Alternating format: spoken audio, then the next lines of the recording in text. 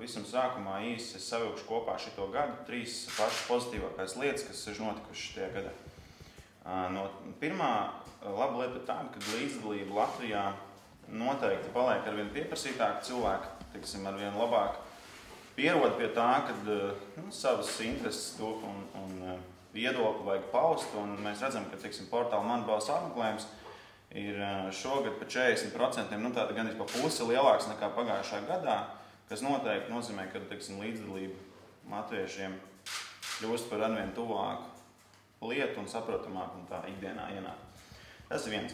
Otrs, šogad mēs labu darbu izdarījām, palaidām tādu meitas portālu uz prezidenta vēlēšanām. Atcerās vēl kāds mans prezidents LV. Un portālā, par ko portālā bija runa, kad varēja jebkurš nākt un pateikt, kuru valsts prezidentu viņš grib redzēt kā nākošo. Un kas notika, kaut apmēram 15,000 un bišķiņu vairāk cilvēku nosauca savu vēlamo nākošo prezidentu. Un pie ilgiem laikiem mēs redzējām prezidentu vēlēšanas, kurās nenotika pārmērīgi liels, teiksim, kaut kāds spēlītas saimā, un patiesībā viens no sākumā jau publiski nosauktiem kandidātiem beigās arī kļuva par prezidentu, kas, sen tā nav bijis Latvijas prezidentu vēlēšanās. Mēs vēlējāmies ar mans prezidents pievērst sabiedrības uzmanību, un otrs pievērst deputātu uzmanību uz to, ka sabiedrība īstenībā seko līdzi, un tas ir svarīgi, un mēs tā negaidām nekādas spēlītas, teiksim, vēlēšanu naktī, kas arī ļoti labi izdevās. Un trešā lieta ir šitajā vasarā mēs palaidām portālā krievu valodas versiju, kas nozīmē, ka pilnīgi visas iniciatīvas tagad ir redzamas gan latviešu, gan krievu valodās. Un cilvēki var nākt lietot, krievvalodīgi var nākt lietot savā valodā, parakstīt iniciatīvas un tur iesaistīties un tā. Kāpēc mēs to darījām? Tāpēc, ka pirmām kārtām, lai mēs liekam savu ārtavu vienotā informācijas telpā Latvijā. Tāpēc, lai latvieši un krievi, turpinot varbūt runāt dažādās valodās, runāt par vienu un to pašu, lai nebūtu nekādas, teiksim, sabiedrības šķelšanas, kad vieniem mēdī stāst kaut ko vienu un citiem citu. Otrs, mēs vēlamies mazināt Kremļa ietekmi uz Latvijas krievvalodīgajiem. Ja būs vairāk mēdī, kas ir demokrātiski un kur var būt, teiksim, patiesa informācija krievu valodā par to, kas notiek Latvijā, tas mazinās Kremļa ietekmi uz Latvijas krievvalodīgajiem, kas ir ļoti, ļoti svarīgi šajā laikā. Un visbeidzot, krievu, teiksim, auditorijai dot ērtu iespēju kaut kā paust savu viedokli un nākt līdzdarboties. Līdz šim, teiksim, ja viņš negrib runāt latviski, tad viņam varbūt palika tikai iespēja iet piketēt vai, žēloties Putinam, kad kaut kas nav labi Latvijā. Tad tagad jebkuram krievvalodīgam nākt iespēja savā valodā līdzdarboties, sniegt idejas, kaut ko parakstīt un tā. Un visa informācija ir identiska gan latviešiem, gan krieviem, kas ir viena informācijas tāpa ļoti svarīga. Tā, nākošajam gadam ir lieli mērķi. Mēs gribam, lai nākošais gads būtu nozīmīgākais gads Mana balss vēsturē. Līdz šim ir pagājuši 4,5 gadi, ir mēram 1,200,000 cilvēku no Latvijas iesaistījušies portālā. Daudz, kas ir sasniegts. Mēs gribam nākošajā gadā uztaisīt lielāko izrāvienu kopš portāla palaišanas, kad bijis. Par to tad es došu vārdu Imantam. Mēs esam meklējām komandu, kas palīdzēs nākošā gadā, kas varēs mērķus un tās idejas norealizēt. Meklējām tādu komandu, kas gan būtu spējīga izdarīt darbus, gan arī spējīga sargāt un uzturēt tās Mana balss vērtības, kas portālam bijuši no paša pirmās dienas. Tad viss, tad Imanta rekord var tev. Paldies.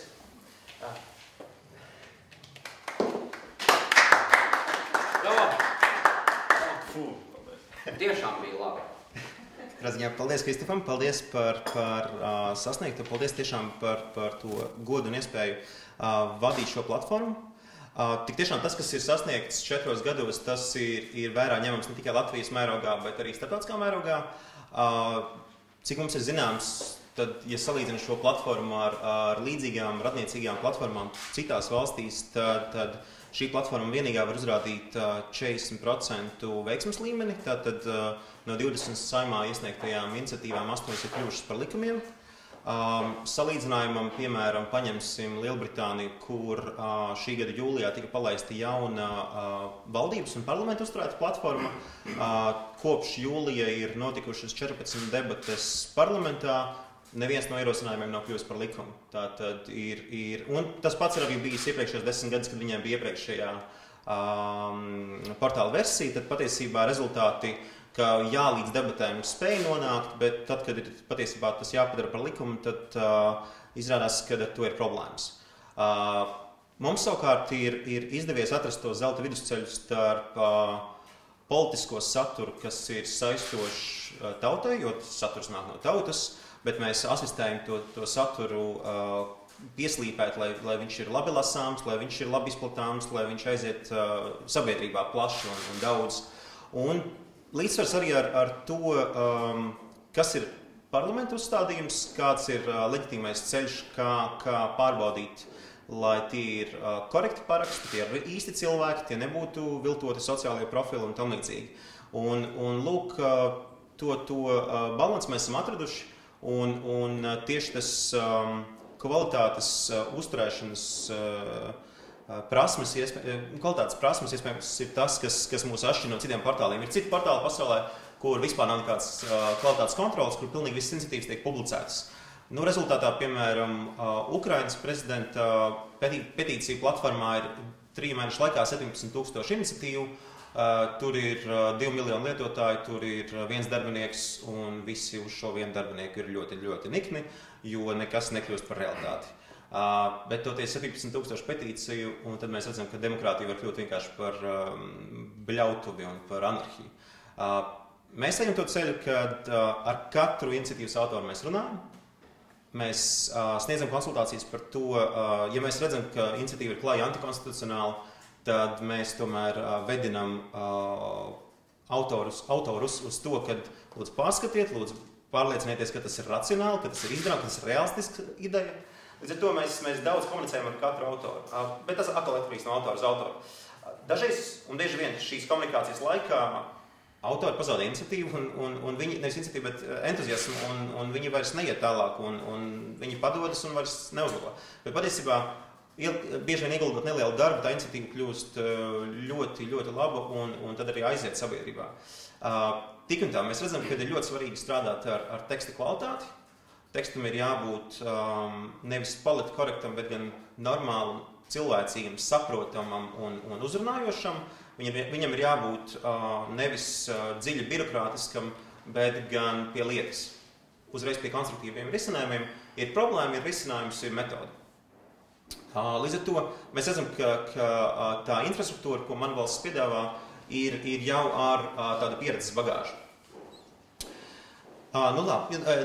Tātad mēs runājam par to, ka mums ir 40% veiksmes līmenis, mums ir sasniegti augsti kvalitātes kritēriji, un mums ir izdevies arī Saeimā iesniegt un panākt likuma izmaiņas gana nozīmīgos likumos, tā kā mēs redzam, ka tā taciņa ir jāturpina un tas viss ir uz priekšu arī jāved. Tieši tādēļ mēs, tad, kad ir tagad šī veiksmes formula slīpēta nacionālā līmenī, parlamenta līmenī, Saeimas līmenī, mēs vēlamies šo pieredzi pārnest arī uz citu līmeni. Un tādēļ arī ir šis uzstādījums kopīgi ar Kristofu Tapis, kad mums ir jāiet uz priekšu pašvaldībās. Tehniski tas tika jau gada vidū, pirmās lietas jau palaistas un arī pirmās iniciatīvas pašvaldībām jau eksistē un līdz pašvaldībām ir patiesībā nonākušas. Bet mēs redzam, ka no šiem pilotu gadījumiem mums tagad ir jānonāk līdz biežai, regulārai lietojamībai un tur vēl ir ko darīt. Tas vēlamies rezultāts ir tāds, ka demokrātija arī pašvaldībās kļūtu ātrāka, vienkāršāka, elastīgāka un atsaucīgāka. Respektīvi, atkal, tieši tāpat kā ar Saeimu. Mēs neejam revolucionāru ceļu, mēs vēl joprojām funkcionējam esošās satversmes ietvaros, mēs esošās likumības ietvaros, mēs vēlamies komunicēt ar deputātiem, mēs vēlamies sadarboties, bet vienlaicīgi nevar būt tā, ka nākošā politiskās iesaistes reize pilsonim ir pēc 4 gadiem. Tas mūsuprāt, gluži vairs neatbilst mūsdienu realitātei. Kad pilsonim ir tiesības un patiesībā tehnoloģijas jau to atļauj, normāli iesaistīties politiskajā procesā ne tikai pēc 4 gadiem, bet arī šonadēļ, nākošanai un varbūt arī rītdien un šovakar.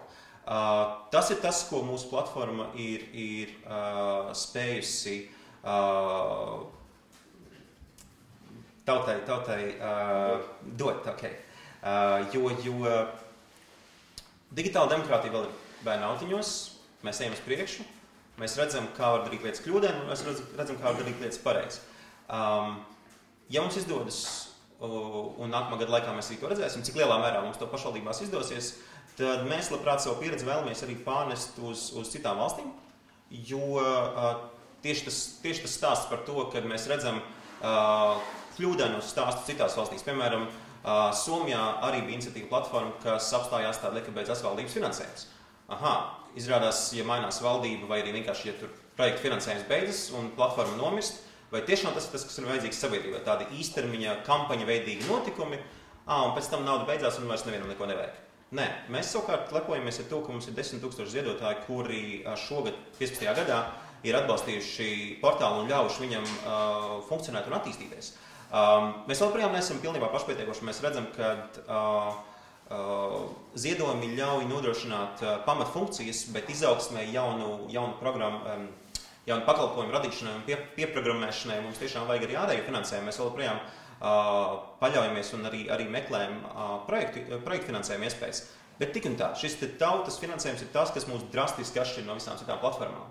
Līdz ar to mēs būsim vajadzīgi tautai tik ilgi, kamēr tauta redzēs liederību. Tas nevar būt vienkārši PR projekts kādai partijai, tas nevar būt vienkārši valdības komunikācijas stratēģija. Tas ir tautas iesaistas līdzeklis. Un tieši tā mēs vēlamies turpināt. Tātad pašvaldības ir nākošā gada viens no lielajiem mērķiem un izaicinājumiem. Mēs labi saprotam, ka pašvaldībās mums būs jāsaskaras daudz vairāk ar saimnieciskas darbas jautājumiem, bet tas arī ir izcināms, tas arī ir iesaistāms. Un arī pašvaldībās, tieši tāpat kā saimā, arī pašvaldībās bieži vien deputātiem ir jautājums. Labi, esmu dzirdējis pilsoņa sūdzību, cik daudzi vēl pilsoņi piekrīt, cik daudzi ir par šo ideju. Mūsu infrastruktūra ļauj pārbaudīt. Izrādās, tie ir 10 000 cilvēki, kuri par to konkrēto jautājumu deg un vēlas izmaiņas. Bet savukārt izrādās, ka tie ir 15 cilvēki, tad varbūt tik tiešām tas jautājums nemaz nav tik karsts un aktuāls, un to no dienas kārtības ir jāņem nost. Līdz ar to klāt mēs vēlamies arī paralēli attīstīt un meklēt iespējas Eiropas Savienības līmeņa platformu. Mēs redzam, ka Eiropas Savienība labi funkcionē kā birokrātiska sistēma, un ir virkni komunikācijas stratēģijas jau tagad izstrādātas, un Eiropas komisijas un Eiropas parlamenta pakļautībā, piemēram, funkcionē Eiropas pilsoņu iniciatīvas platforma, kuras sasniegumi ir, maigi sakot, pieticīgi. Mēs sakam, ka, ja iniciatīvas finansiālā bāze ir sabiedrība pati, tad pirmkārt ir iespēja deklarēt neatkarību no kaut kādām tur īstermiņa grupu interesēm. Tāpat mēs sakām, ka birokrātiskā komunikācija nav tas veids, kā komunicēt ar sabiedrību. Un valdība savos uzturētajos portālos vienmēr tomēr būs spiesti būt sausi birokrātiski, juridiski korekta, nevis normāli, cilvēcīgi, saistoši un uzrunājoši.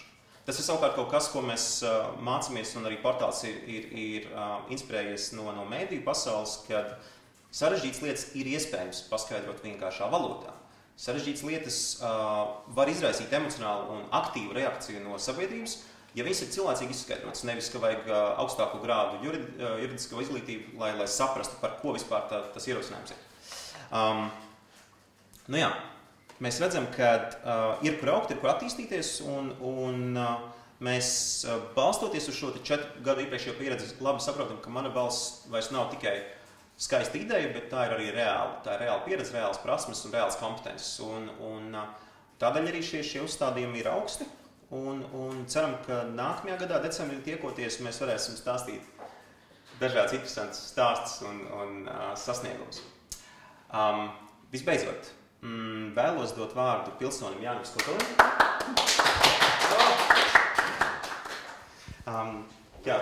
Vārds no sabiedrības. Jā, paldies. Kas jādara ar šo ir tagad? Jo viņš neskan. Es saprotu, kas ar viņu ir. Liekas, priekšā skan. Labi. Man ir ļoti vienkāršs uzdevums. Pirmkārt, man piecos meitai ir eglīte, uz ko man ir jāpaspēj, tāpēc es būšu maksimāli īsti. Es domāju, ka tas, ar ko jūs, kungi, nodarbojaties, ir kolosāla lieta, kas ļauj katram kaut kādu brīdi iejusties deputāta ādā, nekļūstot par deputātu, jo, jūs zināt, kļūšana par deputātu it kā no vienas puses izklausās forši, bet no otras puses visdrīzāk tādi man līdzīgie cilvēki sāks par jums ņirgāties un vēl izrādes taisīt. Tāpēc šī ir, man liekas, kolosāla iespēja izdarīt kaut ko, neejot tieši iekšā politikā. Bet viena, starp citu, lieta, kuru es reiz iešu telefonā iekšā, ja man sanāks ar bišķi pieturēt. Jā, kolosāli. Viena lieta, kas man likās ļoti vēl svarīga, kas te netika pieminēta, ir sūrais, grūtais deputāta darbs. Ja es vienojos skatoties tās iniciatīvas, ja, kas tagad ir izvirzītas, man salūza tieši telefons tagad. Tā var būt, ka mēs strādājam. Redzi? Tiesāk, mēs esam pie vajag. Nē, jūs neesat. Nu nav svarīgi. Var teikt, lai par ko nebūtu iniciatīva, tu uzreiz redzi, ka tie cilvēki pārsvarā ir tieši saistīti ar to. Un saprot, ka 100 cilvēkiem šeit pat ap stūri ir jālem par lietām, ar ko varbūt viņi tieši nav saistīti, bet ar to ir saistīti ļoti daudz citu cilvēku. Tāpēc šeit, principā, te ir katram tikai viena interesējoša lieta, kuru tu atrodi, un tev ir jānobalso. Un ja par viņu tiešām nesavāc tās balsis, tad vai nu tā nav aktuāla, vai nu cilvēkiem vajadzētu būt drusku naskākiem. Jo, ja tu redzi, ka ir balsojums par to, ka bērnu dārzā vajadzētu bērniem nodrošināt bezmaksas pusdienas, un tur ir 5000 parakstījušies, un skaidrs, ka tie ir bērnu dārza vecāki. Ja, tad, vismaz kaut kāds lobijs viņiem arī ir, jo kurai citai lietai mēs zinām, ka viņš ir. Tāpēc es gribu jums teikt vēlreiz paldies, un ja kāds gadījumā nav iesaistījies, man liekas, šī ir kolosāla iespēja to darīt. Vispār nav sāpīgi. Paldies. Paldies visiem. Esat laipni aicināti uz kafiju un uz jautājumiem deputātiem. Mums ir deputāti pārstāvis divi pārstāvi. Žurnālistu jautājumi varam pie kafijas, kā jūs vēlaties? Jā, man būs jautājums uzreiz Ēla Valtmana no aģentūras Leta. Varbūt jūs varētu vairāk pastāstīt tieši par pašvaldībām, kā jūs plānojat izvērst darbību? Plāns bija tā. Līdšanai mēs, tad, kad mēs palaidām pašvaldības, tad mēs, piemēram, jārisina tehniskais jautājums, ka dažādās pašvaldībās būs dažāds cipars jāsavāc. Ir gana daudz Latvijā novada, kur vienkārši 10 000 ir lielāks cipars nekā patiesībā novadā ir iedzīvotāji. Tātad viens no jautājumiem būs, kā mēs varam ko mēs vispār varam vienādot. Mēs varam izmantot koeficientus, mēs varam izmantot procentus no iedzīvotājiem un tam līdzīgi, kas ir, teiksim, mans ieteiktais risinājums. Mēs saprotam, ka ir nelielas bažas par to, cik daudzi tādi sīki saimnieciski jautājumi parādīsies. Piemēram, ja mums būs daudz iniciatīvu par to, ka kaimiņš apludināja griestus un tagad ir problēmas un tagad visiem ir jāsūdzās, tāda tipa jautājums mēs labprāt nerisinātu un absolūti neierosinātu kā novada, kā pašvaldības līmeņa problēmu. Vienlaicīgi, šobrīd mēs esam atvērti un atvērti viedokļiem, atvērti diskusijām. Mēs vēlamies saprast, kādam ir jābūt mehānismam, kādam ir jābūt tā veiksmes formulē. Jo jau šobrīd ir arī pašvaldību līmeņa biedrības, kas ir mūs paši ir uzrunājuši un teikuši, mums vajag, pašvaldība no mums prasa, savāciet parakstus, un tad mēs rīkosimies. Šobrīd portāls jau to atļauj, tehniski tas ir ok, bet nav, piemēram, tādas funkcijas, kā specifiski atzīmēt, no kura novada tu kā pilsonis esi. Tas ir svarīgi, priekš pašvaldības saprast, lai nav tā, ka rīdzinieki balso par Krāslavas problēmām, tas varētu būt nekorekti. Līdz ar to ir pirmkārt, ir daži tehniskie papildinājumi, lai tas labāk strādātu, gludāk. Klāt ir arī šie konceptuāli, bet teiksim, tā jau juridiskie jautājumi, piemēram, kur vajadzētu iesniegt šīs iniciatīvas. Vai būtu jāiesniedz domas sekretariātā, vai būtu jāiesniedz informācijas centrā, vai būtu jāadresē priekšsēdētājiem. Kas ir tā korektā instancija, kas strādās visās pašvaldībās vienādi? Jo mēs nevaram uzprogrammēt individuālos risinājumus katram novadam. Tas nav iespējams. Mēs vēlamies Vai, tas ir tehniski iespējams, bet tad mēs kļūsim tikpat birokrātiski kā valsts aparāts. Mēs vēlamies tomēr būt vienkārši un eleganti un lietojami visiem. Tādēļ, ir šis jautājums, kas ir tas vārtu turētājs, universālais, kas derēs visur. Ir jautājums, kā mēs funkcionēsim, piemēram, normatīvie akti. Pašvaldību līmenī šobrīd kolektīvie iesniegumi nepastāv. Vai varbūt tās būtu jāsāk ar ierosinājumiem, lai Saima arī pašvaldībām uzliek par pienākumu. Katrā ziņā, juridiskie, tematiskie, konceptuāli, birokrātiskie jautājumi. Tādēļ arī šodien mums ir diskusija 5, kur mēs daļu no jautājumiem ceram pārunāt ar uzaicinātiem viesiem un ekspertiem. Redzēsim, kā mums ies. Vienlaicīgi mēs pa vienam solītim jau speram arī, mēs programmējam papildus funkcijas, piemēram, lai varētu atzīmēt, kad iedzīvotājs piekrīt, ka viņa dati tiks pārbaudīti pēc viņa deklarētās adreses, lai pašvaldība redzētu, kurš ir kur. Tā kā jā, tur ir arī jau procesā vairākas lietas. Bet mēs skaidri zinām, ka gala recepte mums vēl nav zināma. Mums ir nojausma, kā tas varētu izskatīties, bet tas vēl ir process. Mēs ļoti labprāt uzklausām rekomendācijas un ieteikumus, kā tam vajadzētu izskatīties. Jā, protams. Jā, es vēl piebilst, ka tas, kā mēs galā norealizēsim iespēju cilvēkiem savas idejas sniegt pašvaldībām, būs ļoti, ļoti vienkārši tā, kad tev ir tā ideja, tu atnāc uz manu balstu, tu saproti šeit viņu uzrakstu un nākamā lieta, kas notiek, tā ideja izlasīs tavs mērs un realizēs, tu viņu redz dabā jau īstenot. Tā, kad, teiksim, mēs izdarīsim visu to, to čakarīgo daļu, ko tikko Imants stāstīja, lai cilvēkam būtu daži klikšķi un idejas taptu par realitāti. Tieši tā, vēl joprojām tas pats, principā, 3 soļu vienkāršā procedūra. Iedzīvotāji, ir jābūt elementāram veidam, kā cilvēks var iesaistīties demokrātiskā procesā. Tas nevar būt daudz pakāpju, 8 pakāpju soli, tas piramīda ir jābūt vienkārši, eleganti, cilvēcīgā valodā. Interneta banka ir ambiciozākais, grūtākais solis. Tas nekur tālāk mēs negribam spērt, neko sarežģītāk. Bet ir kaut kādi termiņi, līdz kuram ir plānots? Principā cieti noteikti nav, bet mēs, tā kā mēs jau programmējam vairākas lietas, tad tas būs palaists tuvākajās nedēļās patiesībā, teiksim, tas iespēja atzīmē, jā. Soli pa soli. Dažas nedēļas laikā būs papildinājums, tad vēl dažas nedēļas, tā kā tuvāko mēnešu laikā. Jā, lūdzu. Man tad jautājums, tad jūs plānojat konkurentu ar Facebooku, piemēram, cik es zinu, tagad Rīgas doma vai sociālo tīklus arī izstrādāja savu mājas lapiņu, kur var griezties Rīgas iedzīvotājs un sūdzieties vai pievērst to, lai pašvaldība pievērst uzmanību. Un Facebookā visi cilvēks, kurš reģistrējas, viņš uzrada savu dzīves vietu un daudz vienkāršāk. Es arī ideja ļoti laba, bet kā jūs viņu realizēsiet, es neesmu tehnisks cilvēks, ja, bet ļoti grūti iedomāties, kā jūs panāksiet, kā tieši cilvēks, kurš dzīvo apdzīvotā vietā, varēs būt identificēt to, ka viņš tieši no turien. Ja, un otrais, tas Jūrmalā mums ir viena. Ja, un cilvēks, kurš dzīvo Rīga vai Jelgava, viņš tā vai tā brauks uz Jūrmalu, un viņam arī nav vienalga, kas notiek Jūrmalā, kur būs uzbūvēta kārtēja maija, ja, vai kārtēja mūža. Ja. Absolūti saprotu un jā, lūdzu, protams. Atbildēt uz to jautājumu, patiesībā tas nav tik sarežģīti, jau šobrīd mums ir top risinājums, ka cilvēks nobalsojot, mēs zinām, kas viņš ir, un mēs varam no valsts iestādēm saņemt arī informāciju par viņu deklarēto adresi. Sensitīva informācija. Tāpēc cilvēkam mēs prasam atļauju šo informāciju dot, ja viņam ir interese, teiksim, nobalsot par iniciatīvu, kas ir konkrētā pašvaldībā, viņš būs gatavs apstiprināt. Bez tam šo te informāciju dod nevis mums, bet faktiski saņem dome patiešo. Respektīvi, šāds risinājums top šobrīd.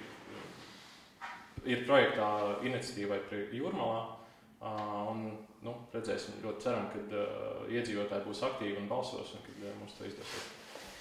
Jā, es vēl arī atbildēšu, mums jūs uzdot nākošo jautājumu. Tas, ko jūs minējāt, kā piemēru, kas Rīgas domas iespēja izvedot tā Facebookā, redziet, tas ir politiski, tas ir saistīts ar politisko partijas saskaņas centru veidojums, saskaņas veidojums Facebookā. Un tam nav nekāda sakara, ar demokrātisku cilvēku līdzdalību. Un tāpēc mēs teiksim neatkarīgi iespēju, kuru tauta uztur par saviem līdzekļiem, kur pilnīgi jebkurš cilvēks, politiski neitrālā vidē var pacelt jebkuru jautājumu, nevis tikai tos, kas ir ērti, saskaņas mēram Uškom. Tā ir tā atšķirība, un tur mums jākonkurē nevis ar Facebooku, bet tur jākonkurē brīvībai un demokrātijai, ar politiski angažētiem risinājumiem. Jā, bet tad turpinot, kā es uzsaku savu laiku politisko to kustību, tad, kad kļuvis par Latvijas pilsoni, es saņemu apsveikumu no vietējā deputāta, to, ka man piešķirta pilsonība. Un man uzreiz bija jautājums, no kurienes jūs zinājāt to, ka esmu kļuvis par Latvijas pilsoni? Un izrādās tā, ka tieši, kā jūs teicat, doma bija mainot pase, darbinieks vienkārši nodeva informāciju deputātam. Tas nozīmē to, ka gadījumā, ja domai būs pieejama informācija par Latvijas pilsoniem, tie, kuri griežas, lai kaut ko izmainītu, viņi var izmantot to priekšvēlēšanās gaisotnē. Tā ir normāla praksa, bet visi meklē, kā pierunāt, piemēram, savā laikā policistus, tiem, kuriem ir pieejama datu bāze. Paldies Dievam, mēs darām visu iespējamo, lai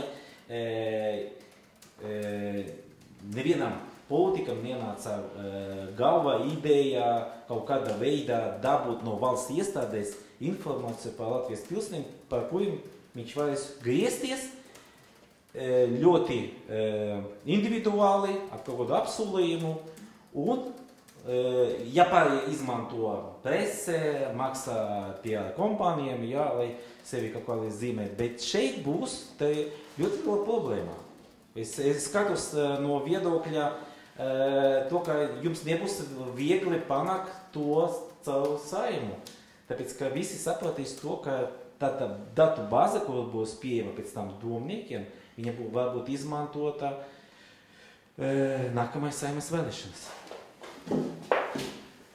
Manuprāt, doma jau zina, kas ir viņas iedzīvotāji jau pēc nodokļu maksātājiem. Tā kā nav jau tik traģiski. Mēs katrā ziņā ņemam vērā šos drošības apsvērumus, un jebkurā gadījumā mēs rūpējamies par to, lai cilvēku dati būtu maksimāli droši un netiktu izplatīti kaut kur. Mēs arī tāpēc tieši prasam cilvēkiem atļauju, lai jūs vēlaties šos datus dot. Cilvēkiem ir arī tiesības. Es gribu piebilst, ka vēl viena patiesībā lieta, ko programmēšana vēl sākusies, bet ko mēs patiesībā nopietni domājam, ir iespēja ieviest arī tad faktiski anonīmo balsojumu, kad ir redzams tikai vārds un uzvārds pirmais burts. Programmēšana vēl sākusies, bet mēs nopietni apsveram šādu iespēju ieviest, jo ir neliels skaits iedzīvotāji, bet ir lūguši. Neliels skaits tiešām, kad viņi nevēlas lietot, kamēr viņu vārds uzvārds publiski parādīsies. Tur ir tas, ka mēs vēlamies par atklātu, par godīgu demokrātiju, tādēļ arī mēs nemetamies uzreiz to taisīt, ieviest, bet mēs nopietni apsveram, kad ja cilvēkiem ir bažas, un jo īpaši, ja tik tiešām ir bažas, ka nobalsojot par konkrēto iniciatīvu var rasties kaut kādas negatīvas, neplānotas sekas, tad to risku mēs noteikti vēlamies likvidēt. Tā. Precīzi, ņemot vērā, starp citu, es vēl gribēju piebilst, ka es dzirdēju, ka bija kaut kādas aizdomas par to, ka balsis tika pirktas iepriekšējās vēlēšanās kaut kādi deputāti. Es ar to, man liekas, tā bāze savā ziņā viņa arī noderēs, jo nevajadzēs maksāt cilvēkam uz vietas, varēs vienkārši pārskaitīt par tiešo naudu.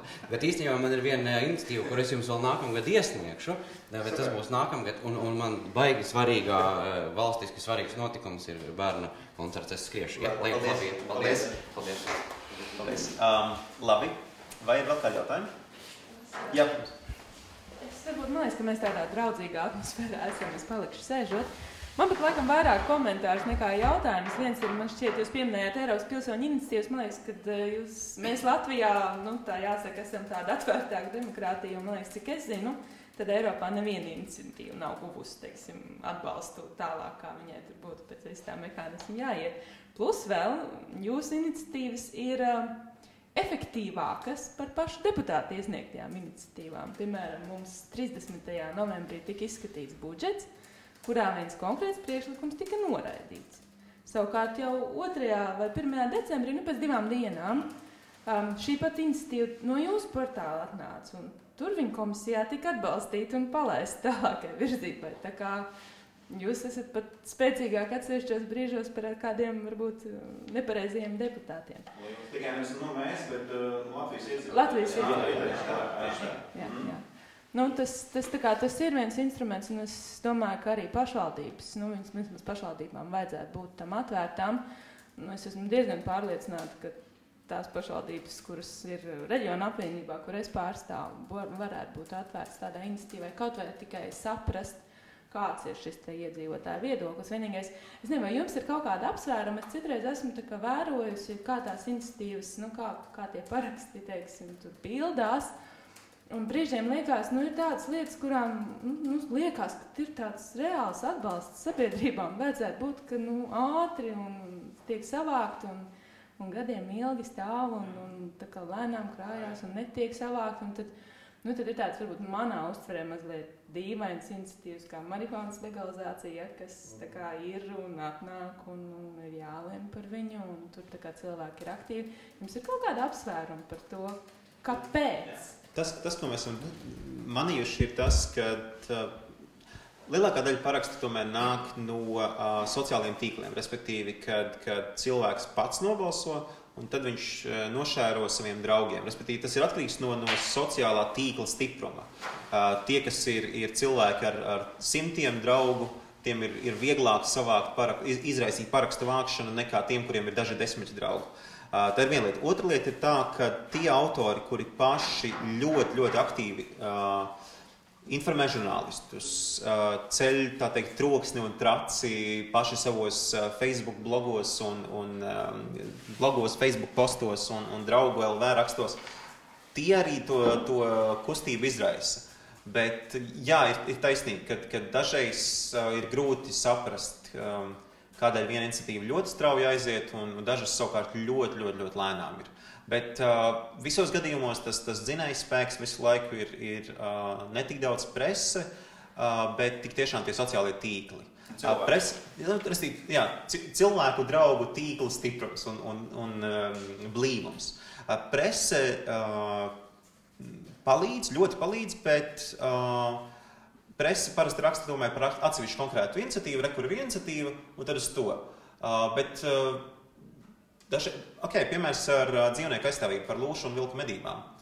Bija sižets LNT, kā bija 500 paraksti, tā palika.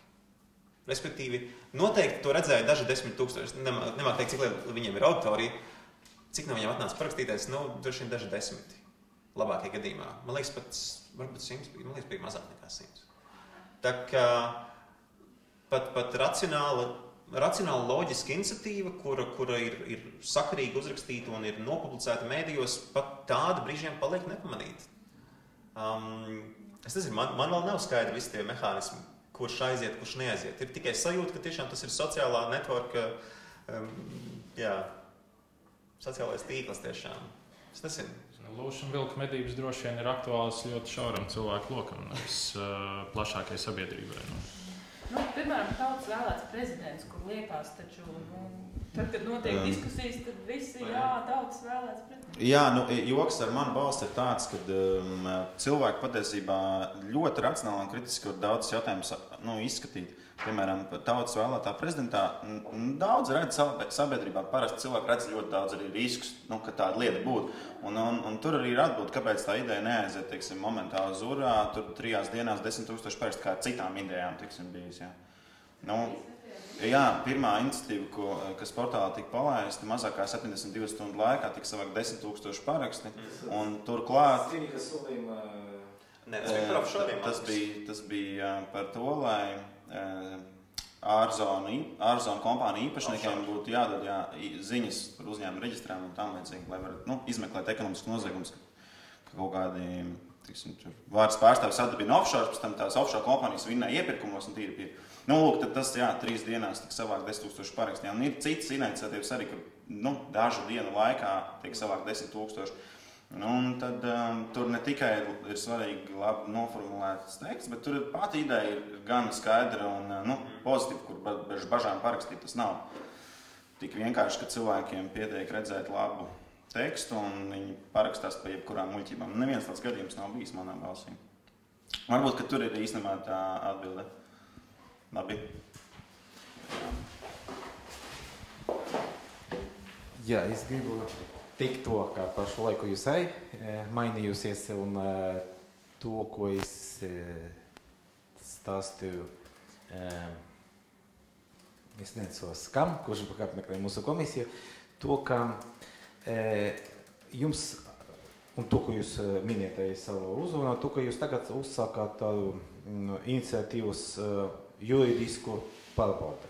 To, kā piemērs bija to, ka īsā laika bija savākti paraksti, lai nojaut Bībeles atminieku, pieminekli, kurš ir Pārdaugava, kur vispār pēc būtības mēs nevaram nojaukt, tāpēc, ka viņu pasargā starptautiskais līgums starp Krieviju un Latviju. Jā, bet tas nozīmē to, ka vienkārši jūs ļāvāt savākt parakstus, un pēc tam viņš nevar būt izpildīts pēc būtības, tāpēc, ka zem tā ir saistoši līgumi starp Krieviju un Latviju. Un no tā laika es arī pamanītu, ka vairs nebija iniciatīvas, kuri nav izpildāmi pēc būtības. Ja? Tie visi pārējie, tie, kuri mēs varam viņus personiski viņu kritizēt vai atbalstīt tā, ka piemēram, pēdējie bija, man liekas, ka izcili, par ceļiem bez bēdiem un par laiku tos ziemas un vasaras periodu. Kāda iniciatīva par ceļiem bez bedrēm principā nenodrošinās to, ka ceļi būs bez bedrēm. Jā, bet pati ideja to, ka nemaksā transporta nodokli un viņu iekļaut benzīna cena, tas ir, man liekas, ka mums vajadzētu tuvinātas Lietuva Igaunija un būt vienā tā loga. Un es tā runājot ar kolēģiem komisijā, es, piemēram, uzskatu, ka mums nevajadzētu nekāda veida viņu ļaut viņu nepieņemt. Mums vajadzētu izstrādāt ceļu kārti, kā mēs viņu atstāsim, nodosim kabinetiem un pēc tam kā hepatita C. 3 gadus mēs gaidījām, katru gadu es rakstīju ministra prezidentam un veselības ministram atgadinājumu pildiet, lūdzu, Saeimas dotu uzdevumu. Un šeit arī, un man tā liekas, vismaz es un Inga, mēs izdarīsim visu iespējamo, lai iniciatīva nebija norāpta un viņa, es nezinu, ilgstoši uz citu komisiju, uz ministriju, bet mums jāpanāc, lai mums būtu sistēma, ko pateiz ir Igaunija un Lietuva. Jūs varat realizēt to iniciatīvu? Jā, tā kā Inga, mēs arī līdz šim ne pirmo reizi iesniedzam priekšlikumu līdzīgu jūsu iniciatīvai. Pirmkārt, viņi ir saprātama, un ir piemēri, nevajag izgudrot velosipēdu, viņš jau izgudrots, Un es arī piekrītu Ingai to, ka mēs tas no iniciatīvas nebūs ceļi uzreiz, viņi kļūs labāk, bet pati ideja to, ka Latvijas autobrauci maksās mazāk, bet cena uz benzīnu vai dīzeļdegvielu būs tāda paša kā Lietuva Igaunija, un tas jebkuram, kuram ir tiesības, es domāju, ka viņš atbalstīs.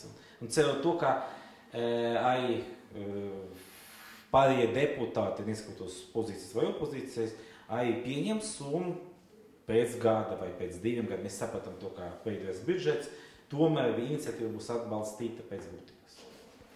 Paldies. Labi, pēdējais jautājums formālajā daļā, vai ir vēl kāds jautājums? Labi, tad paldies. Jā, paldies visiem. Paldies visiem. Paldies jums.